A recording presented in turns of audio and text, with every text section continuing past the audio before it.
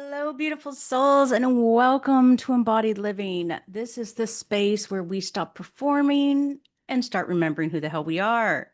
Yes, and today we're talking about something most of us have been taught to fear, hide, and bury deep. Can you guess what that is?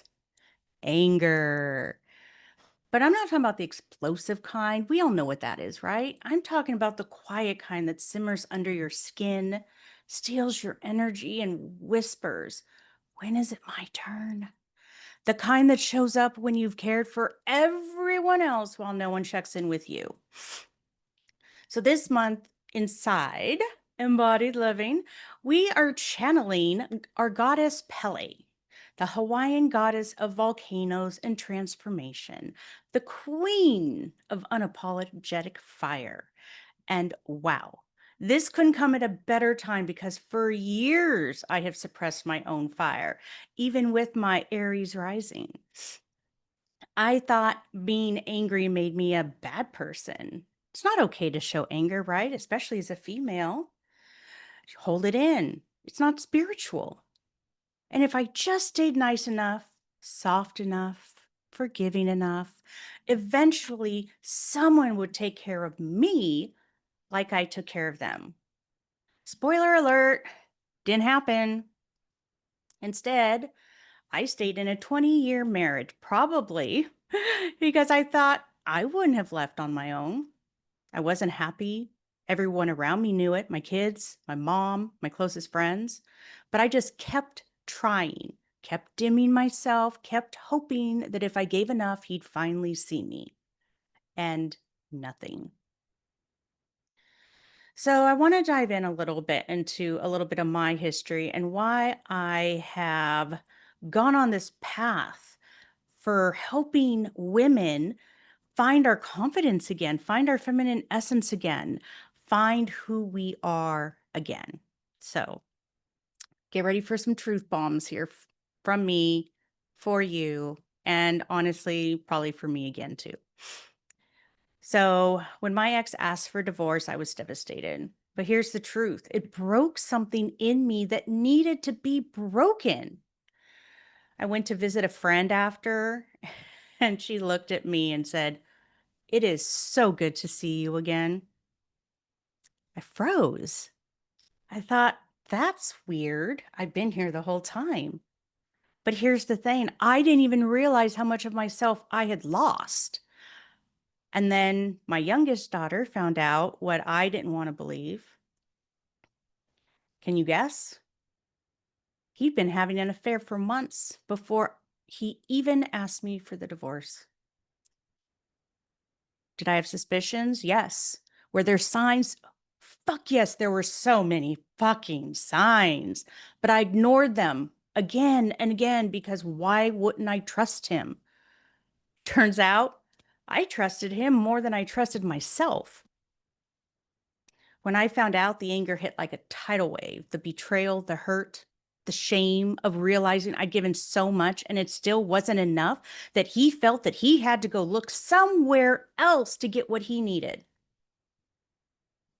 I was always open to conversations and talking and making sure that he had what he needed. I even asked him on a regular basis, "How are you? What do you need? What are you missing?" The answers were always nothing.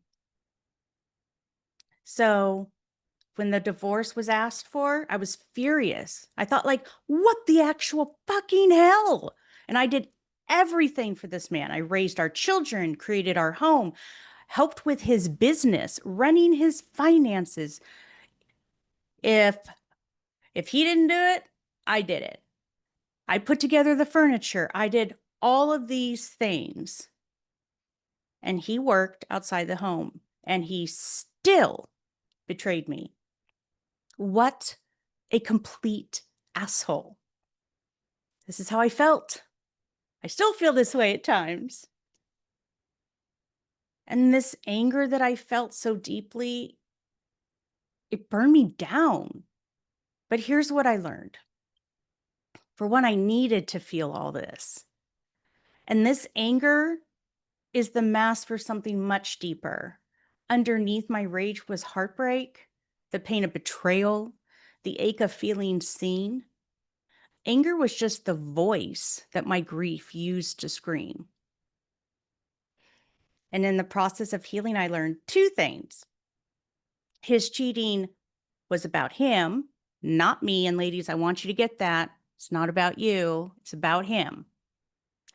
And my lack of confidence, my constant need to prove my worth, that started way before him. I had been doing this my whole life, people pleasing, overgiving, silencing my needs. And when that realization hit, I thought, what the fuck? This isn't about one man. This is about a culture that taught me and you that being a good woman means self-sacrificing. And what a shock to my system that I couldn't blame him for everything, right? It's so much easier to blame the other person. But here I was realizing that I gave so much without expecting things in return. So yeah, you know what? No more. No more women diminishing themselves to keep the peace. No more equating worth with how much we give. It ends here. Because anger, it's not your enemy. It's sacred information, a signal that something needs to change. When we suppress it, it doesn't disappear. It just turns inward and it eats at our confidence, our health, our joy. Would we let it move safely, consciously? It becomes a compass that leads us back home to ourselves. So ask yourself now, what anger have you been swallowing? What truth have you been silencing just to keep the peace?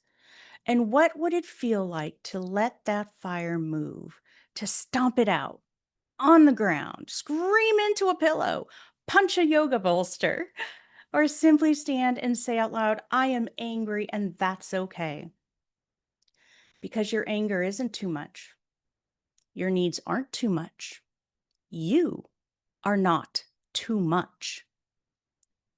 So as we channel Pele this month, I want you to remember you are allowed to erupt, not destroy, but to burn away that no longer serves and rise. Wild, unapologetic, from the ash. You are fire burning away what doesn't need you anymore. You are the temple. You are the goddess. So if this episode lit something inside of you, don't push it back down. Let it rise. Let it teach you what still needs to be reclaimed. And if you want more support moving that fire, come join us inside the next Embodied Living program starting September 9th of 2025. And this is where we're going to break down these old patterns and reclaim our sacred, unapologetic power together. So until next time, stay embodied, stay fiery, stay you.